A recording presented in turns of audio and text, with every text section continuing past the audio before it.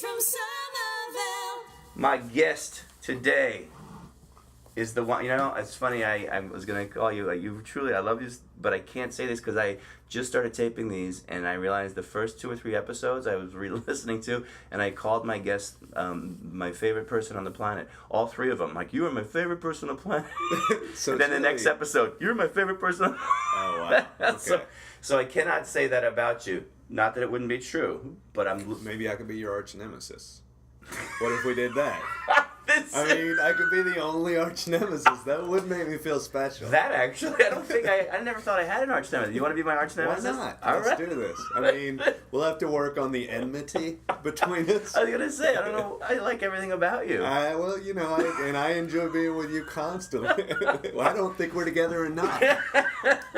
But we'll figure out a way to make this Maybe work. that's the point of our tension. Yeah. The fact that we're never Yeah. together. We can't get our schedule synced, and that makes you my arch enemy.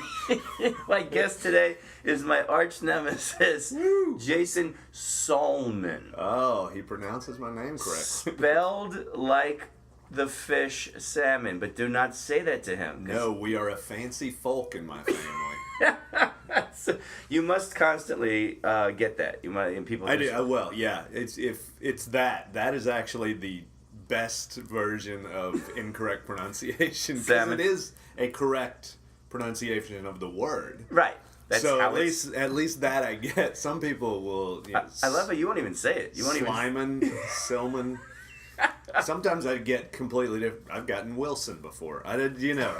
You know how it is going on a stage where somebody's bringing you up who has no idea who you are, doesn't care. But Wilson, I mean, they're adding letters that aren't even in the name. Oh, they added a whole first name that's not even my first name. So I was Jim Wilson. Jim Wilson. I literally stood there looking behind, and he looks at me and goes, "Come on, Get on like, stage, he's get on making-" stage. And I'm like, "Who's Jim? Is he going up first?" Is this a guest spot? Yeah, I had no idea. And then he literally waved me up, and I was like, "Well, here we go." I guess Jim I'll Wilson. be Yeah. playing. Tried out some new jokes. If the people don't like Jim Wilson, they're gonna tell. Exactly. This guy. It's like your Andy Kaufman guy. That's right.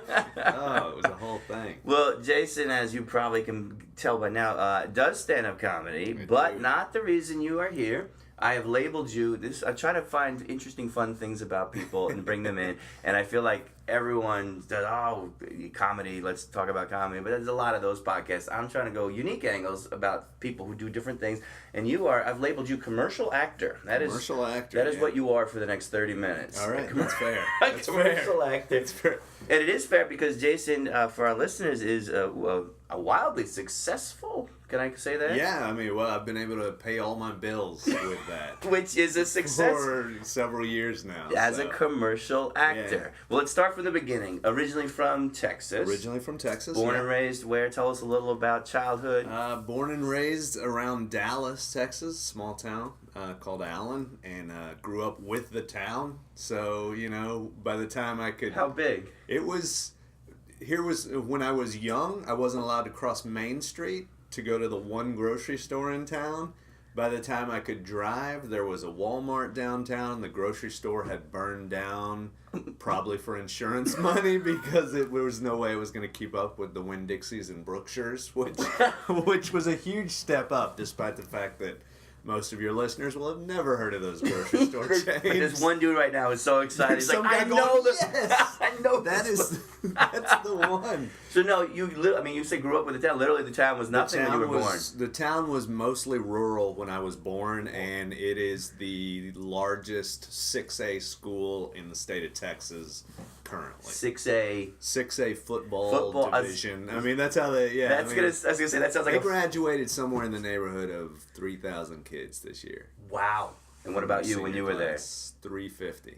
Wow. Which was a huge step up from when I was a kid. My mom taught school the whole time I lived there, so she saw graduation classes of under 100, I think. No way. Yeah. What did she teach? She taught home economics and occupational investigation. A lot of very practical. My mom taught all of those things. She also taught new parents as teachers, where she trained people to be good parents during the first 3 years of their kids' life. Are you serious? Yeah, she taught. By the time when I was in college, she was helping teens who had gotten pregnant to finish their high school. So she was like this teen pregnancy counselor, sort of. Wow. And now she's just a counselor who's really not working that much because she's retired. Was she constantly giving you advice? She was. I probably heard only about 20% of it because she's got my mom's voice. And You tuned right out? Yeah. Well, you never got pregnant as a teen. I didn't, and Okay. that was a field that I was listening. Yeah. Is her last name also Salmon? It is. Did they mess up her name? They did. My dad made her change her name to his name. Yeah, so she did. He ruined her life. Well, so I love the reference to 6A because that is so Texas. That's what I think It of. is, yeah. Texas, I think of Yeah. high school football. High school football. And that's how you guys and you're a huge sports fan, right? Huge sports fan. Yeah, yes. I assume Dallas Cowboys. area, everything Dallas. Okay. Cowboys, Mavericks, Rangers, and Stars. Far through Texas and through. A&M Aggies if you want to go college. All right, football. yeah, okay. And now living in New York City. Yes. Okay, moved when and why? When did I move? I can't remember exactly. I moved to New Jersey like 15 All the greats. years ago. God bless. Yeah. Yeah. No, you're a My home Jersey state. boy. My Yeah. home state. I moved to New Jersey with an engineering job. Went to school for engineering. Realized close to graduation that I hated engineering. So I got into the sales end of engineering, got a job in engineered sales, and realized, hey, I hate this also. Do not like. But a working. part of me took the only job that would force me to leave Texas because I am a man of inertia. I will stay still or moving unless acted upon by an outside force. So I took a job that I knew would either be a dead end or I would have to move out of Or you'd Texas. have to make a change. So I did. I moved out of Texas and I ended up going up and training in Massachusetts in the middle of January. Oh. So I lived in Worcester, Massachusetts. Oh, that's very for like different from 6 Texas. months from January to June, and Oh. then I got transferred to New Jersey, and I was like, wow, this is not how I anticipated this Not at all. Kansas City more. Moved to New Jersey, was completely baffled by how lonely I was. I was gonna say, did you know anybody. anyone? No friends, no nothing. Didn't know anybody. Wow. Hated my job.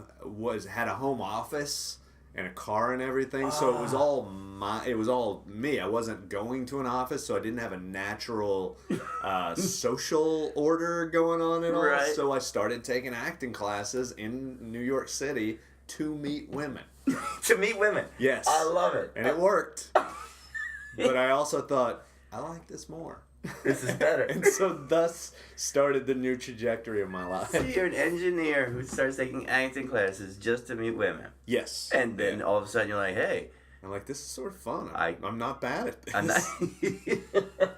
So how long ago is this, roughly? Oh, 15. Well, no, it was probably about 15 years ago. Okay, Yeah. okay. And Yeah. so when did you make the decision, I am going to quit my job and dive in? Within 1 year of that. Well, no, I take that back. Within a year and a half, actually. Really? Yeah, because I took the classes and I was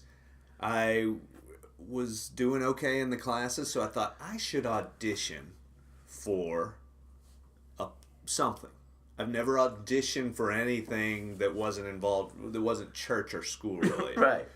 So I thought I should audition for something. I go and audition for this play at this local playhouse. It's a community theater playhouse. It's a Shakespeare something or I didn't even know what it was. The audition I filled out mostly was like counseling things I did in college, like camp counselor stuff that I tried to make. They wanted me to put my resume, things I'd done, so I tried to make skits I had done as a camp counselor, count as acting jobs. And I got the role. And it turned out it was a 3-man show called The Complete Works of William Shakespeare Abridged. All right. And it was, to this day, one of the most fun productions I've ever done. Really? Because the guy who directed it was a Shakespearean... he taught Shakespearean literature in the college in that town. Oh, wow. And he was an actor. Right. A classically trained actor. So he gave me a lot of insight from one end of it. But he also was like, you got the job because you screamed like a woman better than anybody else. He's like, I took a huge risk on you because your resume was awful. And nothing but lies. But he said, you made me giggle in the audition. Right. And there was something, and you just had this, you nailed it. I ended up playing, basically the play is about these it's a comedy about three guys who try to put on all of Shakespeare's plays in a single show. All right. And by doing so, they combine a bunch of them into a football game scenario and all this stuff. It's crazy. It sounds funny. It's really a funny show. It really is. And So it's not Shakespeare, though, you're doing. It's a play about... but it is essentially three men's homage to Shakespeare. Mm-hmm. So it gave me this sort of classical appreciation of theater, right, while also just allowing me to play like an improv show. Have fun, yeah. And the director was really open to me just trying stuff. And a lot of stuff he'd be like, oh yeah, that's great, keep it. And other stuff he's like, lose that now. Don't ever do that again. But the thing was, he was either way. It was just... That's fantastic. So I got really fortunate. I had a phenomenal director, a phenomenal piece. I still enjoy the piece. Yeah. I would recommend somebody go see it. Yeah. You know. What is it called? It's called Complete Works of William Shakespeare Abridged. Okay. And it's basically a place to the highbrow, the lowbrow, all that stuff. Anyway. I love it. So it ended up I didn't get bitten by an acting bug. I got devoured by... But what a great way to start. Like, what a great first gig. Yeah. That really can scare you away if something goes bad. I worked with two phenomenal actors. I could have worked, and it was a non-union thing, so I could have worked with any number of horrific actors. Absolutely. Yeah. If I had done my second show... before this show, I don't know if I would be sitting here talking to you today. Didn't go quite as well. I might still be trying to sell products to people in machine shops. So you quit your job. Did you have a little money put away? Did you? I did. Okay. I quit after that, I ended up auditioning for a children's theater show. And then right after that children's theater hired me. I auditioned. They hired me to do their traveling show. So I was...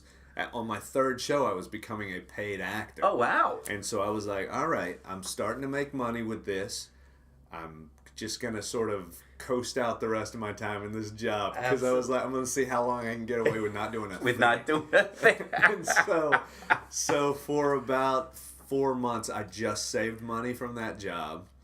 And did the minimum. And did a few shows with the acting group. That is, it's funny you say it, because I have a similar. I worked in advertising, and that was my day job. And when I was starting to get the inkling, maybe I'd quit and go to comedy. It's the same thing. You start to wind down your effort at work, and I to this day still have dreams about not working. Like guilt dreams. I'll wake up and be like, I didn't. Horrifically. Yeah, I felt terrible. That was just years later now, when I still feel bad about it. I'm like, God, I didn't do anything for that last year there. I just didn't. Like, they would give me a project, and I just wouldn't do it. Right. Yeah. You're like, do you have it? No.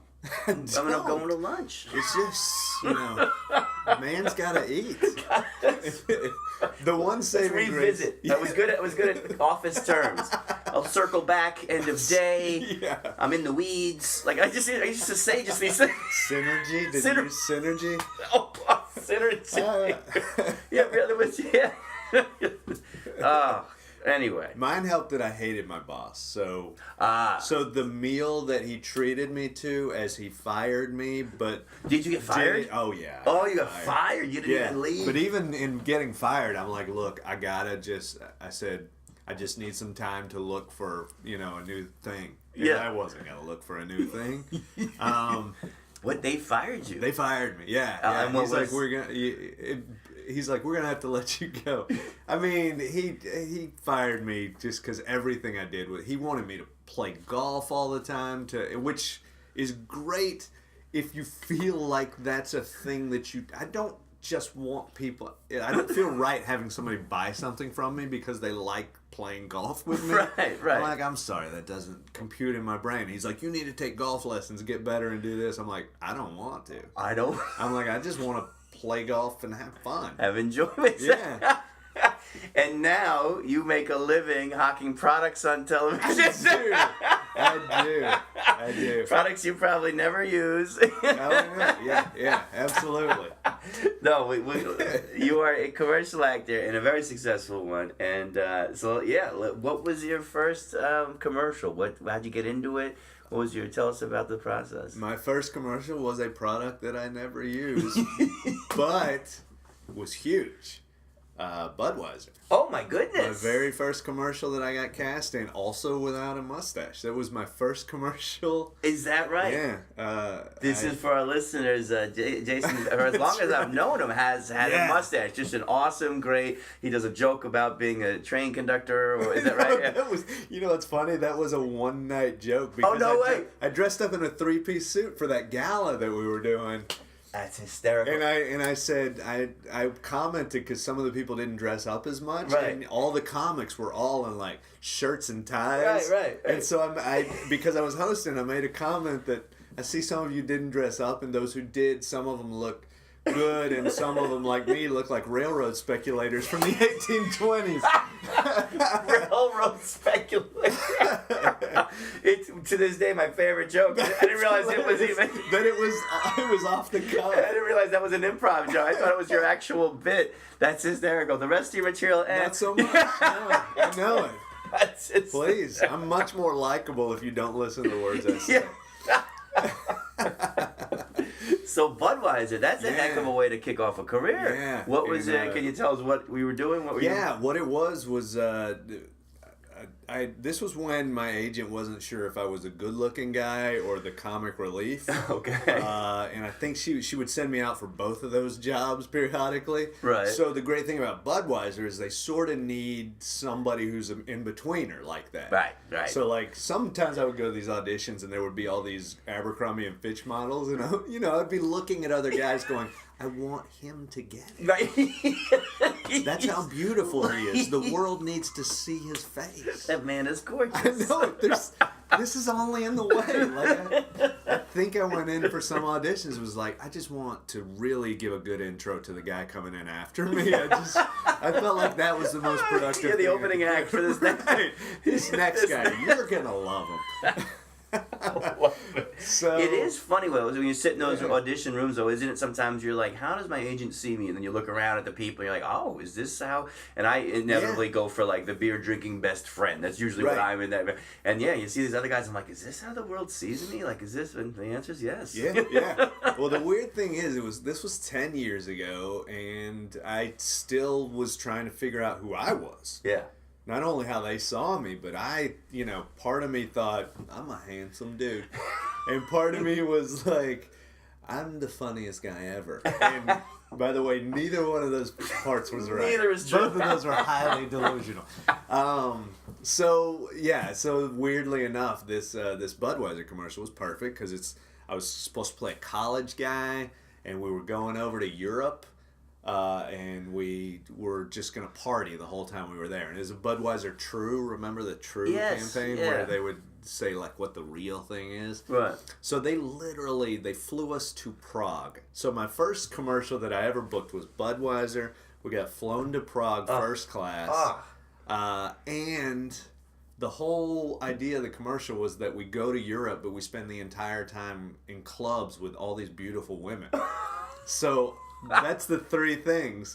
When I met the guy in the Admirals Club at JFK when we were about the other American guy they hired. Right. They hired us too, and then when we got over there was one non-speaking role of our group, and it was this guy who was in a Prague boy band at the time. This is amazing. And so the thing was, it was him, the Prague boy band guy, this beautiful tall black guy with piercing blue eyes. Right. And like I walk onto that set, I'm like, I am clearly the comic relief.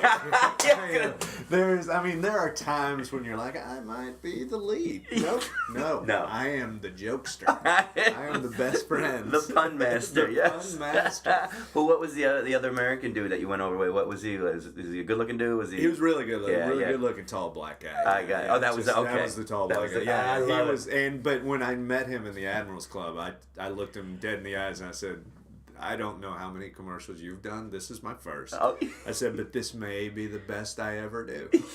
I'm like, every variable is in play. This is amazing. Every single amazing thing. And it was crazy, because I'd never been on commercial production set, which is they do them like they do movies and stuff. So it's huge production. Right. That we were in Prague in the middle of winter. There was a person on set whose job it was, when they yelled cut, to put her hands over my ears to keep them from getting cold. Are you kidding me? I'm like, this is insane. You have a personal ear person. I had an ear warmer. I did. Meanwhile, I had to leave the production of this awful movie I was shooting in New Jersey that was a self-produced movie by this guy. Okay. Who was paying me like $100 a day. And all of a sudden and I'm out in the cold. There was no ear warmers. One of my when I came back, I had to shoot the final scene. The final scene was a death scene, and so they had me on this stretcher, and I was all caked in blood and all this stuff. And so they had gotten this ambulance, and I'm on the stretcher, and they were talking about some production thing, and they were having this argument, and I'm laying there on the street in a stretcher, tied into it, freezing in the cold, and I'm thinking, I miss my ear warmer. I miss my ear warmer. Where's my little Prague assistant? It's so different. It's so different. It's such a great, in this business too. I mean, that's such a perfect example of like one day, eating in a 5-star restaurant, getting, on a set of some beautiful thing. And then the next day, you're on a stretcher on a street in New Jersey. Yeah. Just freezing, hungry. There's no budget. There's no, And the weird thing is you get a weird similar level of excitement for both of those stupid things. Absolutely. Totally different way. And the thing is, you're able to handle both of those situations well too. Exactly. Because you've done it all. You might be performing, to a crowd in a theater who's there to see an amazing show, and you might be performing to a group of people who want you to get out of the way of the salad bar.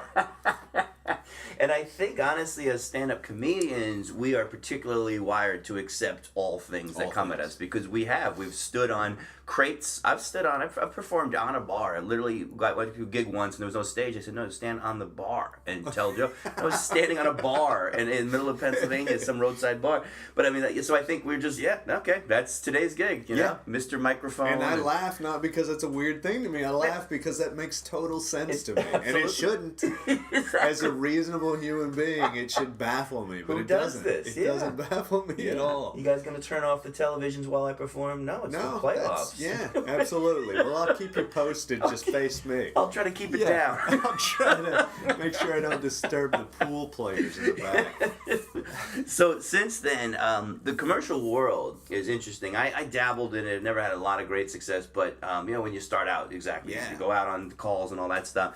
And I mean, there was a time where you could make some serious money if you get a commercial and it airs on network TV and they use it a lot. It really goes.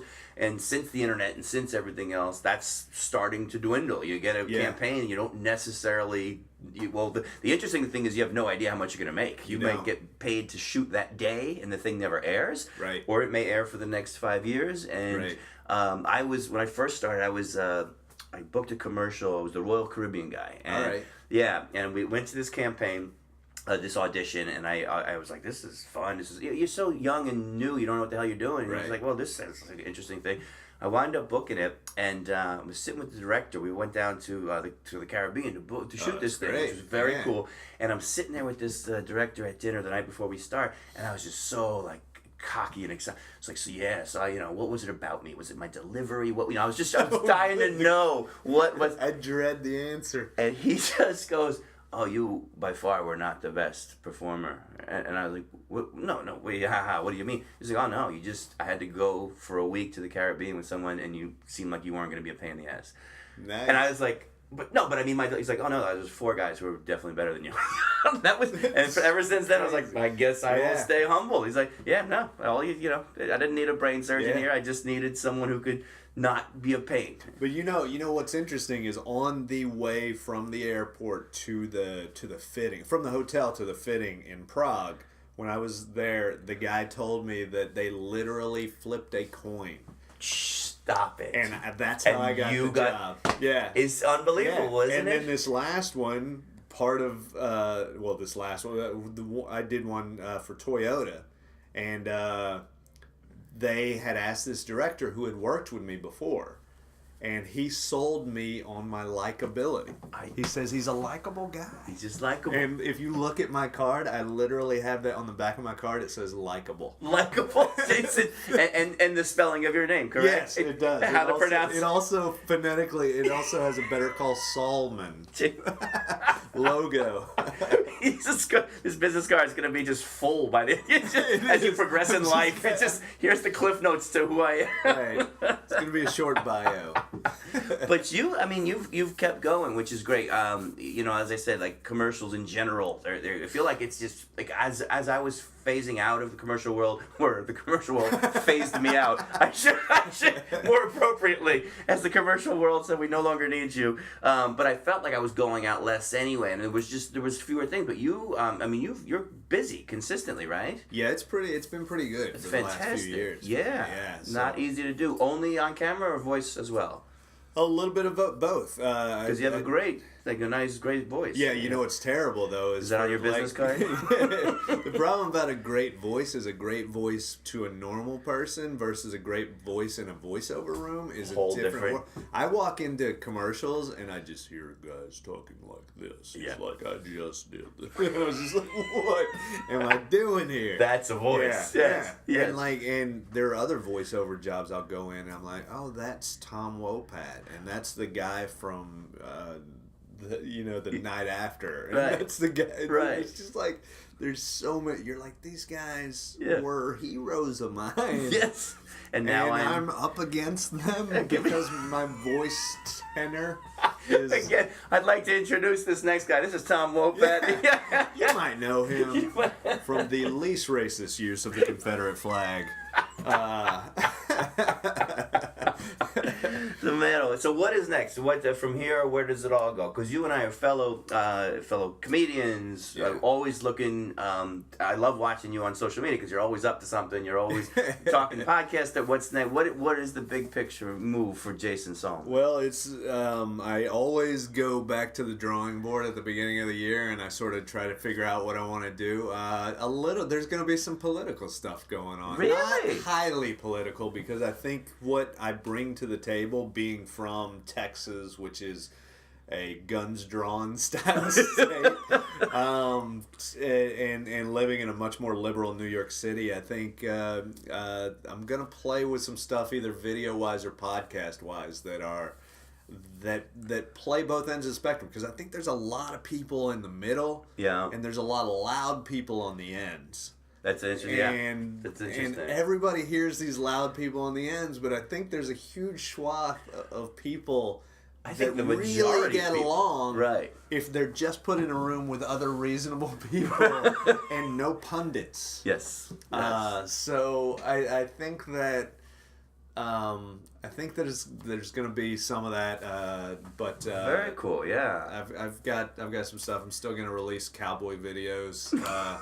Always entertaining. Can we tell the people where they can find your stuff? Yeah, if you go to YouTube, Jason Salmon, Salmon. Just like the fish. Just like the fish. Don't say it that way. Do not.